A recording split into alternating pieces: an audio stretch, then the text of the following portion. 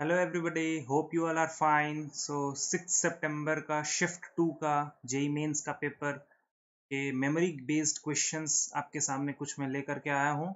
सो एक बार इस क्वेश्चंस को सॉल्व करके देखते हैं कि किस तरह का क्वेश्चंस आया था जेई मेंस में, और फिर उसके बाद पता चल जाएगा कि पेपर कैसा है या किस तरह का paper. Okay, so let's proceed to the questions. So ये क्वेश्चन जेई मेंस 6 सितंबर को शिफ्ट 2 में आया था। सो A plane intersects the XYZ axis at ABC। तो मैं एक एक्सिस बना लेता हूँ, रफ एक्सिस, और एक प्लेन है जो कि XYZ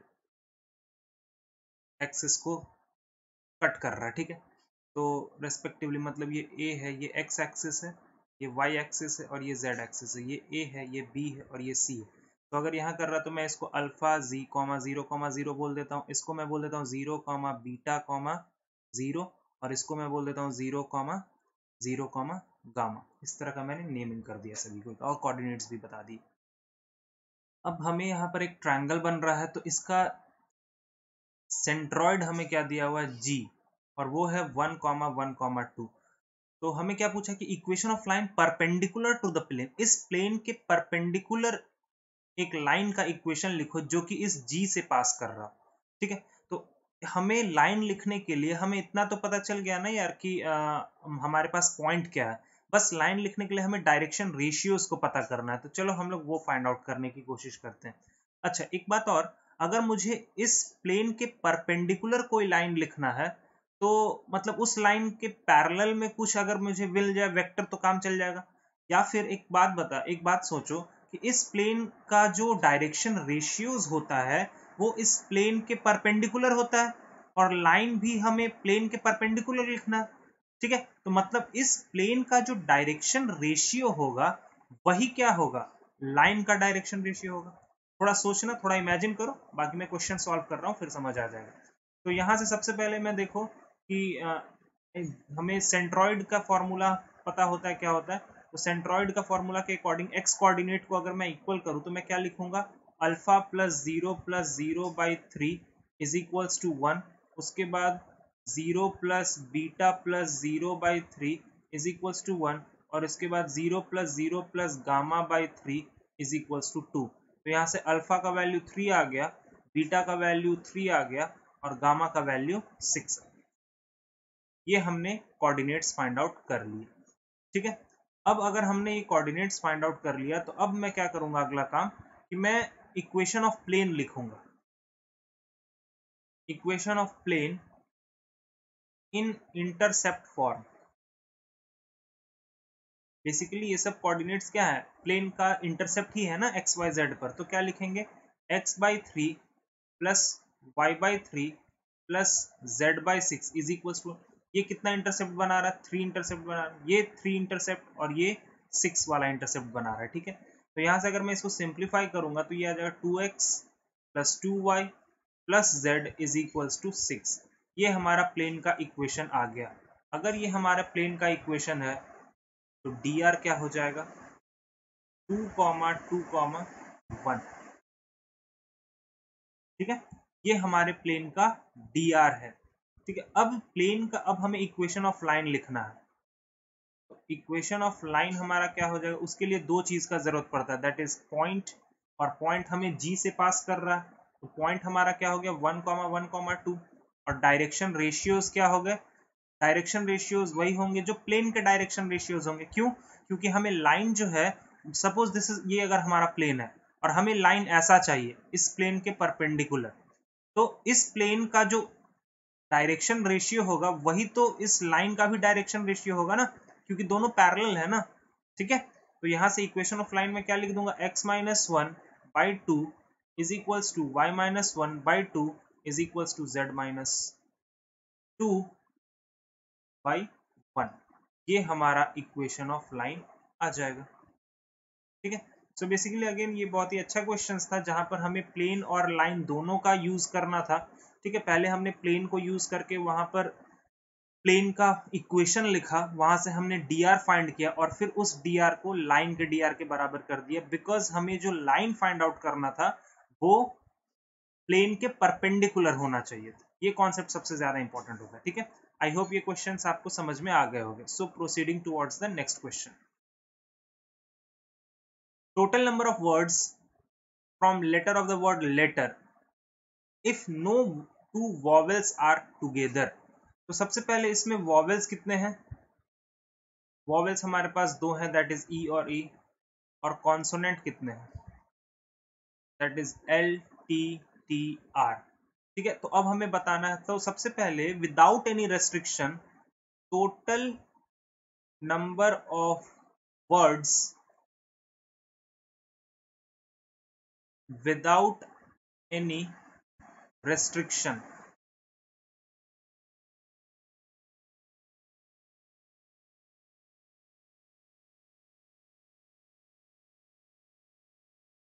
क्या बनेगा? चलो, टोटल नंबर, अगर मैंने कोई रेस्ट्रिक्शन नहीं डाला तो हमारा टोटल नंबर ऑफ वर्ड्स क्या बनेगा? जरा सोचते हैं। यहाँ पर नंबर्स रिपीट भी हो रहे हैं ना, लेटर्स रिपीट भी हो रहे हैं। तो 1 2 3 4 5 6 6 फैक्टोरियल बाई जो रिपीट हो रहे हैं उसको नीचे लिख देते हैं 2 फैक्टोरियल 2 फैक्टोरियल। तो अगर तुम इसे सॉल्व करोगे तो ये 180 आएगा, ठीक है। अब देखो, अब हमें वॉवेल्स को हमेशा साथ में रखना है, तो मैं क्या करूंगा, टोटल नंबर ऑफ वॉवेल्स को हमेशा साथ में नहीं रखना है। यहां पर no two vowels are together, तो मैं क्या करता हूं, total number of words in which vowels are always together. हम उतने सारे वर्ड्स निकाल लेते हैं जिसमें वॉवेल्स हमेशा साथ में। तो देखो, जब कोई भी चीज हमें हमेशा साथ में चाहिए होता है तो मैं क्या करता हूं कि मैं उन दोनों को एक पैकेट में बंद कर देता हूं। अब यहाँ पर कितना चीजों का परमुटेशन हो रहा है, 1 2 3 4, और ये एक पैकेट है तो 5, तो 5 फैक्टोरियल। अब ई और ई आपस में अंदर में भी परमुटेट करेगा 2 फैक्टोरियल, बाई लेटर्स रिपीट भी हो रहा है 2 फैक्टोरियल 2 फैक्टोरियल, जिससे कि एक 2 फैक्टोरियल तो कट जाएगा और बाकी मेरा इसका वैल्यू कितना आ जाएगा 60। ठीक है, तो ये हमारा आंसर नहीं होगा। हमें आंसर क्या फाइंड आउट करना था कि इन विच, ये मैंने क्या फाइंड आउट किया कि उतने वर्ड्स हमें मिलेंगे जो कि वॉवेल्स साथ में है। So number of words in which vowels are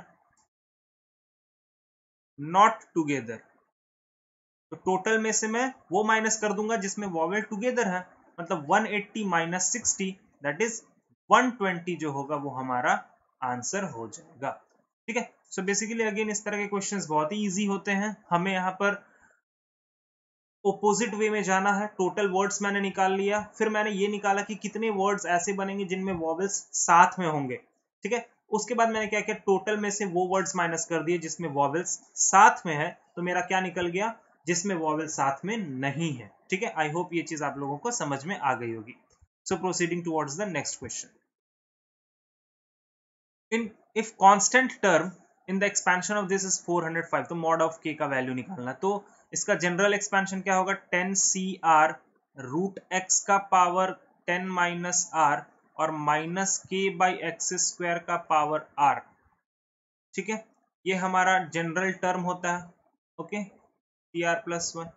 अब क्या करना है, चलो देखो, इसको अच्छे से सॉल्व करेंगे तो ये हो जाएगा x का पावर 5 माइनस आर बाई 2, इसको -1 का पावर r कर दो, k का पावर r कर दो और x का पावर 2r कर दो। मतलब पावर्स को मैंने हर जगह पर बांट दिया।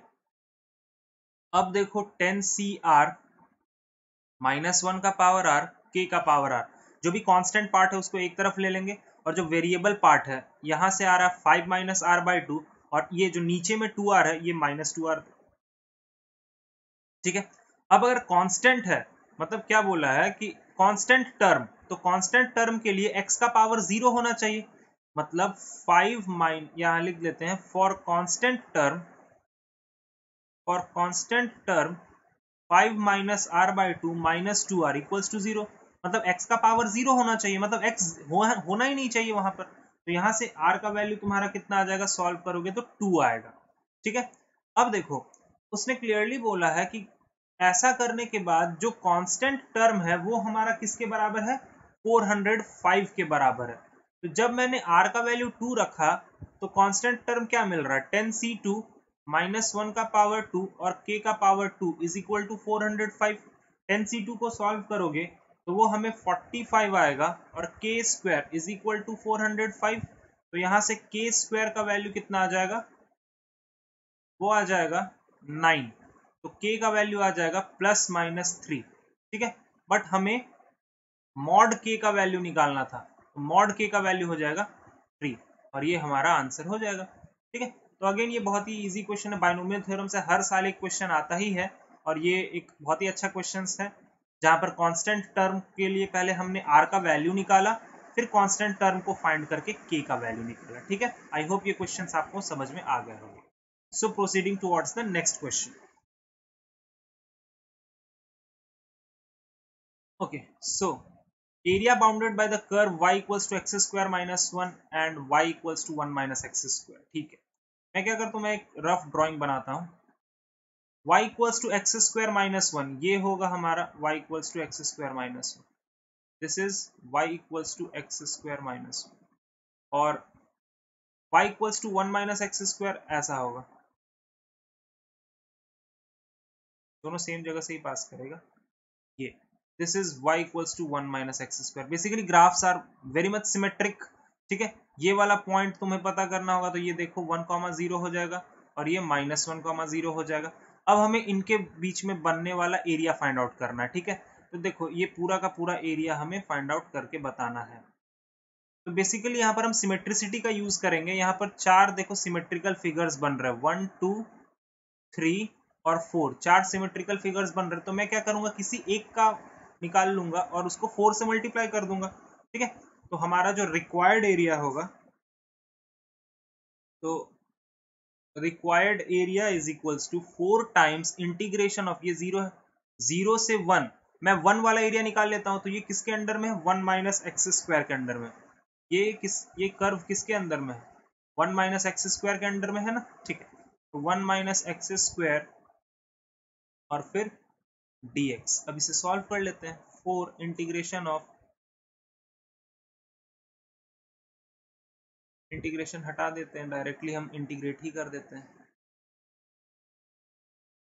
4 इंटू 1 का इंटीग्रेशन x होगा माइनस एक्स स्क्वायर का एक्स क्यूब बाई 3 हो जाएगा और इसको कहाँ से कहाँ लेके जाना है, 0 से 1 तक। तो 4 इंटू 1 माइनस 1/3, जब 0 रखेंगे तो वो 0 ही हो जाएगा, ठीक है। तो ये 3 minus 1 that is 4 into 2/3 that is 8/3 square unit.